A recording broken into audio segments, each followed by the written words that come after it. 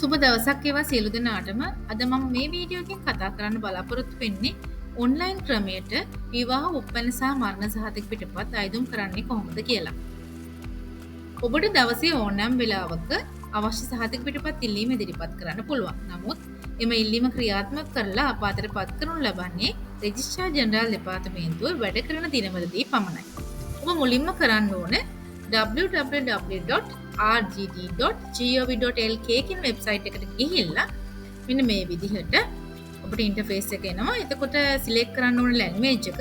ඊට පස්සේ මම මේකට සිංහල සිලෙක්ට් කරලා තිනවා. මාර්ගගත සේවා කියන එක ක්ලික් කරාම ඔබට request copies of birth, marriage and death certificates කියන ටැබ් එක ඕපන් වෙනවා.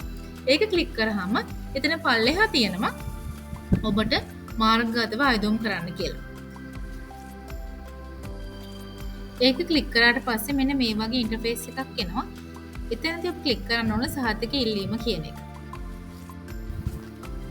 ඉන් අනතුරුව ඔබගේ ජංගම දුරකථන අංකය, ජාතික හැඳුනුම්පත් අංකය හෝ පාස්පෝර්ට් අංකය එහෙම ඒ වගේම විද්‍යුත් ලිපිනය දෙන්න ඕන.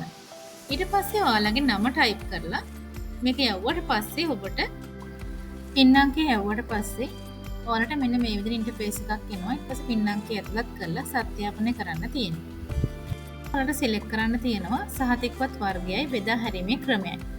සහතිකපත් වර්ගය කිව්වහම ඔයාලට අවශ්‍ය උප්පන්න සහතික, විවාහ සහතික, මරණ සහතික සිලෙක්ට් කරන්න පුළුවන්. බෙදා හැරීමේ ක්‍රමය කිව්වහම ඔයාලට සිලෙක්ට් කරන්න පුළුවන් ඒක කලෙක්ට් කර ගන්නවද එහෙම නැත්නම් ස්පීඩ් පෝස්ට් විදිහට ගෙන්න ගන්නවද කියලා.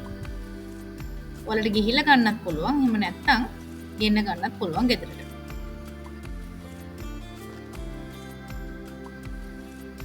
ඊළඟට ඒක සිලෙක්ට් කරලා ඊළඟ පේජ් එකට ගියාම ඔබට ලිපිනය දාන්න තියෙනවා. ලිපිනය පෙළි 3කට තමයි තියෙන්නේ. ලිපිනය ඇතුළත් කළාට පස්සේ ඔයාලට එනවා ඉල්ලීම යොමු කළ යුතු කාර්යාලය තෝරන්න. එතන දිස්ත්‍රික්කය තෝරන්න. ඊට පස්සේ ප්‍රදේශීය ලේකම් කාර්යාලය තෝරන්න ඕන.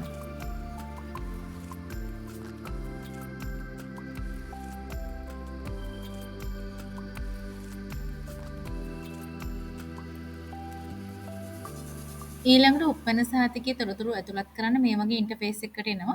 එතනදි සහතිකයේ අංකය දන්නව නම් දාන්න පුළුවන්, නැත්නම් නොදාන්න පුළුවන්. ඒ වගේම විදේශ උප්පන්නයක් නම් ඒක ක්ලික් කරාම රට දාන්න තියෙනවා. ඊට පස්සේ දාන්න ඕන දිස්ත්‍රික්කය, ඒ වගේම ලියාපදිංචි, ප්‍රාදේශීය ලේකම් කොට්ටාශයයි, ප්‍රාදේශීය ලේකම් කාර්යාලයයි. උපන් දිනේ නම ස්ත්‍රී පුරුෂ භාවය ඇතුළත් කරන්න. නම තීරුවට දන්නව නම් මමගේ නම ඇතුළත් කරන්න පුළුවන්. ඒක නැතත් ගැටලුවක් නැහැ. මේ විස්තර ඇතුළත් කරන්න ඕන උප්පැන්න අයිති කෙනාගේ. ඊට පස්සේ උප්පැන්න සහතිකයේ සංශෝධන සිදු කරලා තියෙනවා නම් අනිවාර්යයෙන්ම සංශෝධන සිදු කරපු දිනේ දාන්න. ඊට පස්සේ මේකේ දාන්න දෙනවා කලින් උප්පැන්න සහතිකයක පිටපතක් ඔයාලා ගාව PDF එකක් වගේ තියෙනවා නම් ස්කෑන් කරපු ඉමේජ් එකක් තියෙනවා නම් ඒක අප්ලෝඩ් කරන්න පුළුවන්. ෆොටෝ එකක් වුණත් අප්ලෝඩ් කරන්න පුළුවන්. අප්ලෝඩ් කරලා යොමු කරන්න කියන එක ක්ලික් කරන්න ඕන. ක්ලික් කරාට පස්සේ රෙජිස්ට්‍රාර් ජෙනරාල් දෙපාර්තමේන්තුවේ වැඩ කරන දවසක නම් ඔබට පේමන්ට් ලින්ක් එක ලැබෙනවා. පේමන්ට් ලින්ක් එක ලැබුණාට පස්සේ ඔබ වීසා කාඩ් එකකින් ඒ පේමන්ට් එක කරලා ඔබට සහතිකය ගෙන්නව ගන්න පුළුවන්. ගෙදර ඉඳලම පහසුවෙන් ඔබට දැන් මේ සේවාව ලබා ගැනීමේ හැකියාව පවතිනවා. ඉතින් බොහොම ස්තුතියි රැඳී සිටියාට. තවත් දවසක මෙවැනි වැදගත් වීඩියෝ එකකින් හමු වෙමු.